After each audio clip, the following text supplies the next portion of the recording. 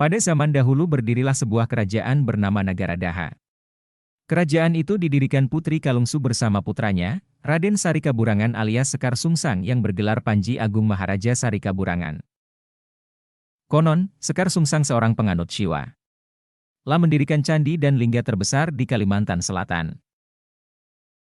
Candi yang didirikan itu bernama Candi Laras. Pengganti Sekar Sungsang adalah Maharaja Sukarama.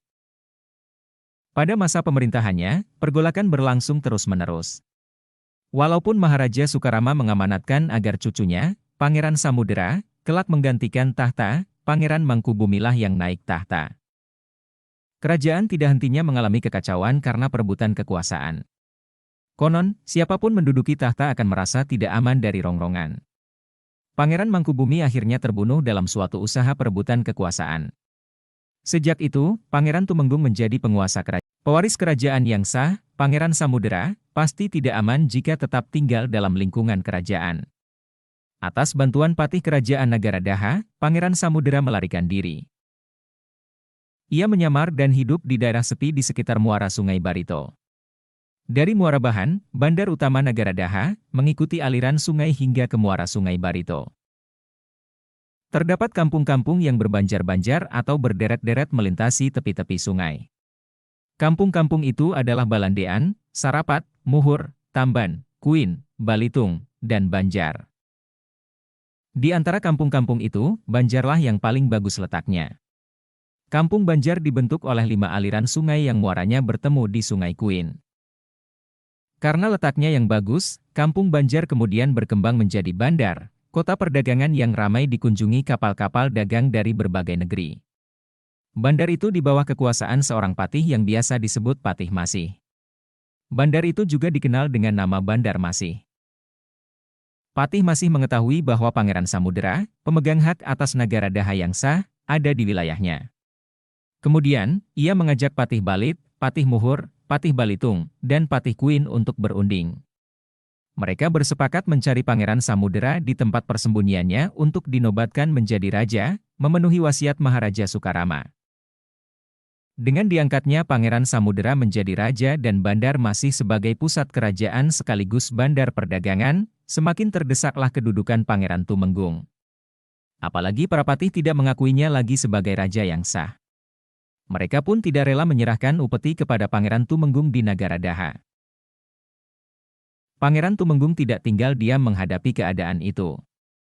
Tentara dan armada diturunkannya ke Sungai Barito sehingga terjadilah pertempuran besar-besaran. Peperangan berlanjut terus, belum ada kepastian pihak mana yang menang. Patih menyarankan kepada Pangeran Samudera agar minta bantuan ke Demak. Konon menurut Patih Masih, saat itu Demak menjadi penakluk kerajaan-kerajaan yang ada di Jawa dan menjadi kerajaan terkuat setelah Majapahit. Pangeran Samudera pun mengirim Patih Balit ke Demak. Demak setuju memberikan bantuan, asalkan Pangeran Samudera setuju dengan syarat yang mereka ajukan, yaitu mau memeluk agama Islam. Pangeran Samudera bersedia menerima syarat itu. Kemudian, sebuah armada besar pun pergi menyerang pusat kerajaan Nagaradha. Armada besar itu terdiri atas tentara Demak dan sekutunya dari seluruh Kalimantan, yang membantu Pangeran Samudera dan para patih pendukungnya. Kontak senjata pertama terjadi di Sangyang Gantung. Pangeran Tumenggung berhasil dipukul mundur dan bertahan di muara Sungai Amandit dan Alai.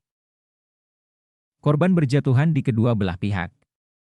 Panji-panji Pangeran Samudera, Tatunggul Wulung Wanara Putih, semakin banyak berkibar di tempat-tempat taklukannya.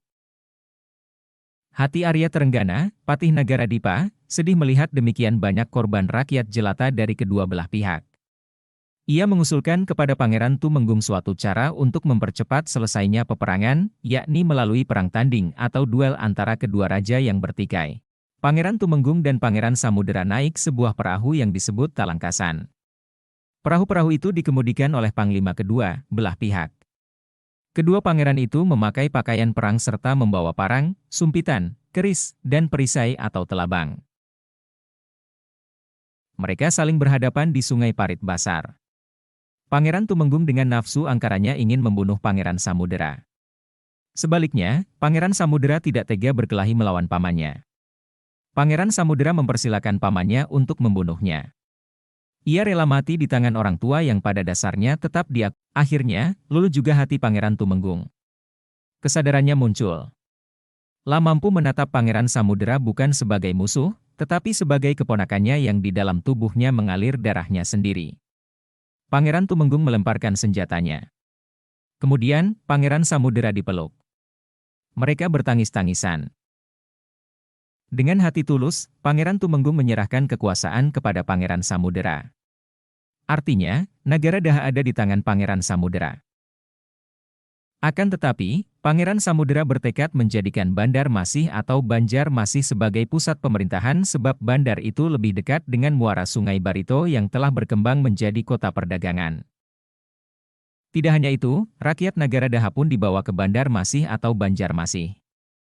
Pangeran Tumenggung diberi daerah kekuasaan di Batang Alai dengan 1.000 orang penduduk sebagai rakyatnya.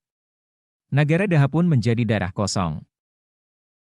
Sebagai seorang raja yang beragama Islam, Pangeran Samudera mengubah namanya menjadi Sultan Suryansyah. Hari kemenangan Pangeran Samudera atau Sultan Suryansyah, 24 September 1526, dijadikan hari jadi kota Banjarmasih atau Bandar Masih. Karena setiap kemarau landang, panjang, air menjadi asin, lama-kelamaan nama Bandar Masih atau Banjarmasih menjadi Banjarmasin. Akhirnya, Sultan Suryansyah pun meninggal. Makamnya sampai sekarang terpelihara dengan baik dan ramai dikunjungi orang. Letaknya di Kuin Utara, di pinggir Sungai Kuin, Kecamatan Banjar Utara, Kota Madya Daerah Tingkat 2 Banjarmasin.